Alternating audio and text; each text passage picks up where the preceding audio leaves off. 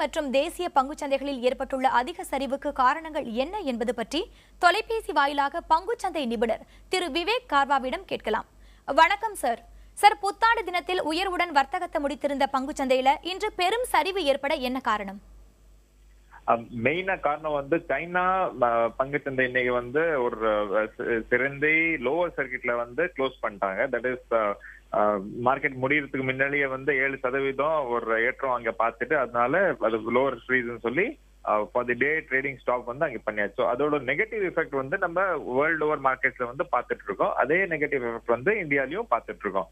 So அங்க FII செல்லிங்னால இங்கேயும் FII selling ஆயிட்டு இருக்கு.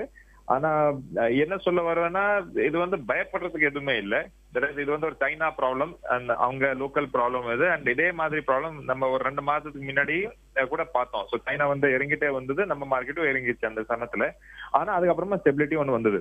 ஸோ இன்னைக்கு ரொம்ப பயப்படுறதுக்கு எதுவுமே தேவையில்லை. திஸ் இஸ் அ பையிங் ஆப்பர்ச்சுனிட்டின்னு சொல்லலாம். இப்போ சைனா ப்ராப்ளம் ரொம்ப நாள் திருப்பி இருக்க போறது இல்லை. அங்க 48.2 சொல்லி பிஎம்ஐ மேனுஃபேக்சரிங் இண்டெக்ஸ் சொல்லுவாங்க. ஸோ அது ஒரு நெகட்டிவ் எஃபெக்ட்னால இது ஒரு தெரிஞ்ச விஷயம். இது புதுசா எதுவுமே வரல, தெரிஞ்ச விஷயம். ஸோ சைனா ஸ்லோ டவுன்ல இருக்குன்னு சொல்லி எல்லாருக்கும் தெரியும். ஸோ பேனிக் சிச்சுவேஷன் எதுவுமே இல்லைன்னு சொல்ல வேண்டாம். சார், பங்குச்சந்தையில இந்த வீழ்ச்சி நீடிக்க வாய்ப்பு இருக்கா இல்லையா? ரொம்ப பெருசா இல்லைன்னு சொல்லுவேன்னா, இங்க ஸ்டெபிலிட்டி டெஃபினட்டா வரும்.